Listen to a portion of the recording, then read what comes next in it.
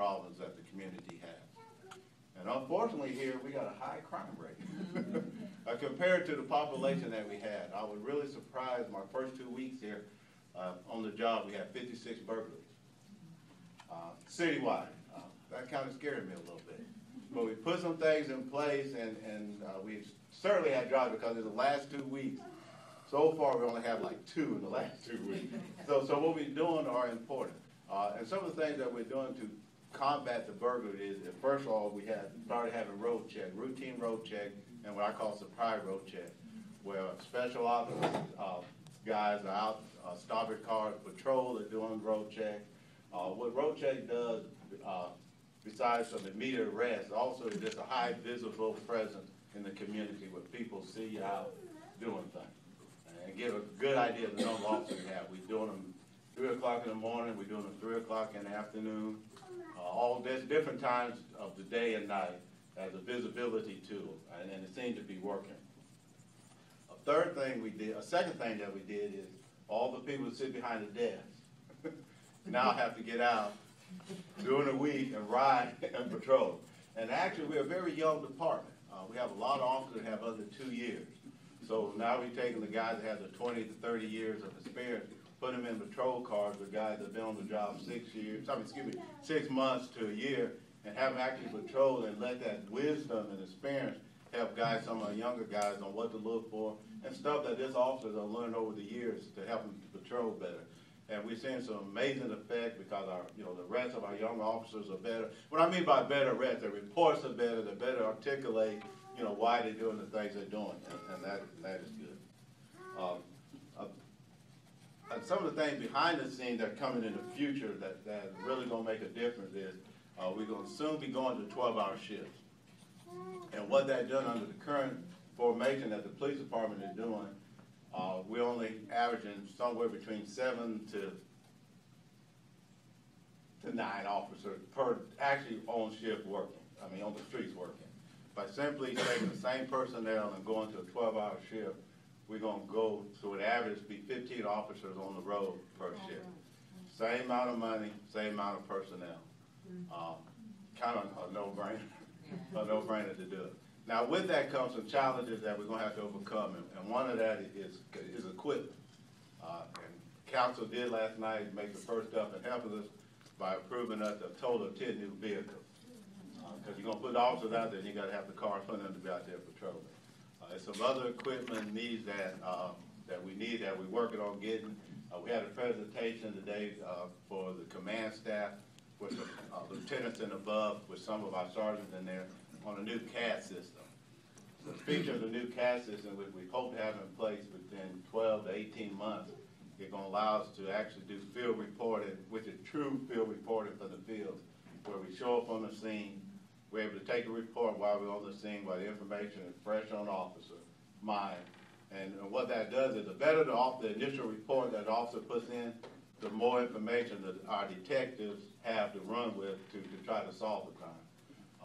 And we're also hoping by them being able to do the field reporting in the field, again, high visibility, crooks see it, and also as a deterrent. And as we all know, if you've ever been a victim of a crime, especially burglary, it's a very personal crime. It kind of takes your sense of security away.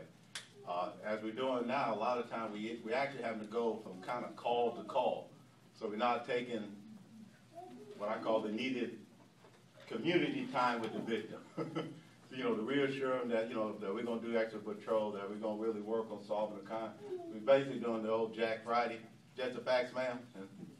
And then we're off to the next call. And this should slow that down so we can really spend time, talking with the victim, reassuring them, and actually giving them some pointers. Maybe it's something that officer picked up on as far as they have lighting around the house, or shrubbery, hiding, and things that they can do to really prevent another burglary from occurring. So we want to do more than just be report taker.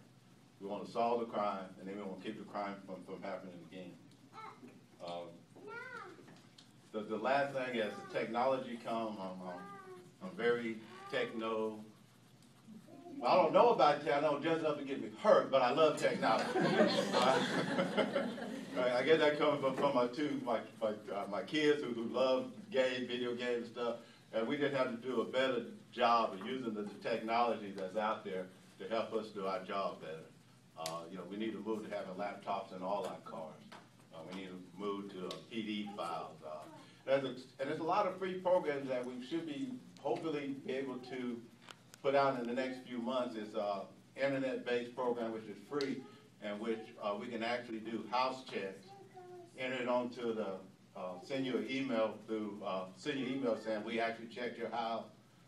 And if we see something, the important is not just so you know we checked your house, but if we see something there that we can say, we're at your house, there's a yellow car here, is it supposed to be here?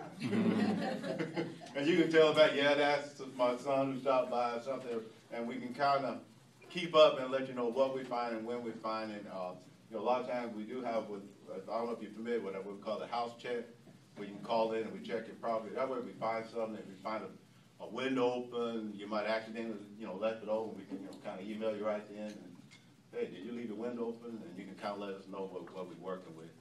And we're hoping to get that launched in the next couple of months and kind of get out for the, you know, community to know about it and to really use it. I'm not going to be up here all day, so I'm going to open it up for any questions that you might have for me. Yes? Are there any plans to beef up the code enforcement?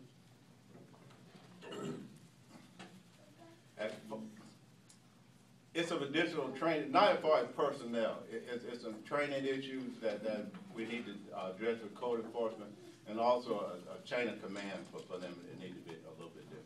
The reason I'm asking, I went online, I found the form, that reported 2 things like 2 weeks ago, and haven't heard a word from anybody. Well, I give them email if I leave, and you kind of forward email to me, and I make sure somebody now that's my biggest complaint is code issues. I usually have about 4 or 5 of them a day. Code type issues. Would you please explain? Go back a little bit. You were talking about we will send you an email if we see something. How do you plan to go about collecting residents' emails? Well, what we'll do, we'll put out the website, and then as part of our program, you would basically